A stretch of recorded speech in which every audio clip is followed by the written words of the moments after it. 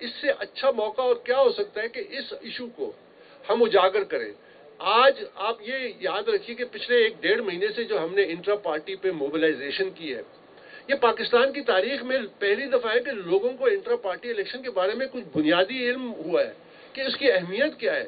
تو یہ تو ہم ڈیموکریسی کو سرو کر رہے ہیں. جہاں تک پارٹی کو نقصان کا تعلق ہے، نقصان پہنچانے والے تو پارٹی میں بیٹھے ہوئے در انداز ہوئے ہوئے قبضہ در قبضہ کرتے آئے، سال سے کرتے آئے، غیر قانونی طور پہ بیٹھے. انہوں نے اتنا بڑا فراڈ رچایا پاکستان تحریک انصاف کے ورکروں کے نام پہ، انٹرا پارٹی الیکشن کے نام پہ، اور پھر بھی وہ اس پہ بیٹھے ہوئے قابض بیٹھے ہوئے اور نمائندہ بننے کی. نقصان وہ پہنچا رہے ہیں، بنیادی عقائد کو نقصان پہنچا رہے ہیں، جمہوری عقائد کو نقصان پہنچا رہے ہیں، ہمارے آئین کو نقصان پہنچا رہے ہیں. تو ہم نے طے کرنا ہے کہ اب ہم نے ابتدا پاکستان تحریک انصاف سے کرنی تھی، اور یہی پاکستان تحریک انصاف کا مقصد تھا بنانے وقت کہ ہم نے رول ماڈل بننا ہے.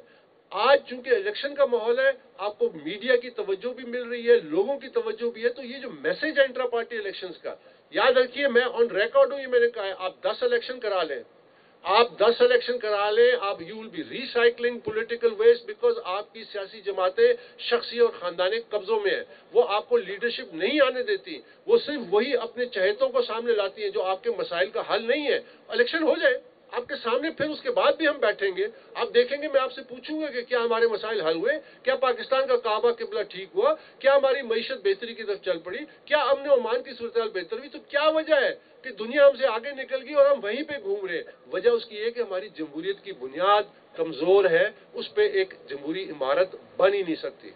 بابر صاحب یہ بتائیے کہ جو تمام چیزیں آپ نے سامنے رکھی، یہ پریکٹس 8 فروری سے پہلے کر لی جائے گی، اور اس کے بعد یہ کہ جو نئے انٹرا پارٹی انتخابات ہوں گے ان میں چیئرمین تحریک انصاف کے امیدوار آپ ہوں گے؟ دیکھیے 8 فروری سے پہلے تو یہ ناممکن ہے، اس میں کئی ہفتے اور مہینے لگ سکتے ہیں، لیکن پروسیس ہم نے شروع کیا ہے اور اس کو ہم ضرور آگے بڑھائیں گے. جہاں تک کسی پوسٹ کے لیے الیکشن لڑنے کا معاملہ ہے، دیکھیے میں آج آپ کے سامنے پہلے بھی کہہ چکا ہوں، آج دوبارہ کہتا ہوں، مجھے کوئی پی ٹی آئی کا عہدے کا لالچ نہیں ہے. مجھے پی ٹی آئی کے بانی چیئرمین نے 2 دفعہ سیکرٹری جنرل بننے کی آفر کی تھی اور میں نے معذرت کی تھی. میں نے معذرت اس لیے کی تھی کہ میں اپنے آپ کو اس قابل نہیں سمجھتا تھا، میرے پاس وہ وسائل نہیں تھے، مڈل کلاس سے میرا تعلق ہے. ہم نے وہ بنیادی حق دینا ہے ورکروں کو. ورکر کس کو انتخاب کرتے ہیں، کون لوگوں کو سامنے لاتے ہیں، یہ ان کی ذمہ داری ہے.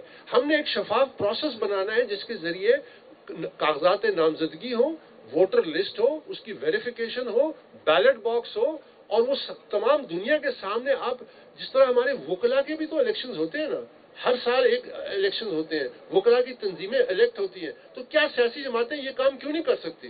یہ ہم کر کے دکھائیں گے. ہمارا صرف اور صرف یہ ہدف ہے. ہم اس وقت جو یہاں بیٹھے ہیں، جو چند بانی لوگ جو بھی بیٹھے ہیں، تو ہم نے آپس میں کوئی عہدوں کی کوئی لالچ نہیں ہے. ہم نے اس پارٹی میں تمام عہدے دیکھ چکے ہیں.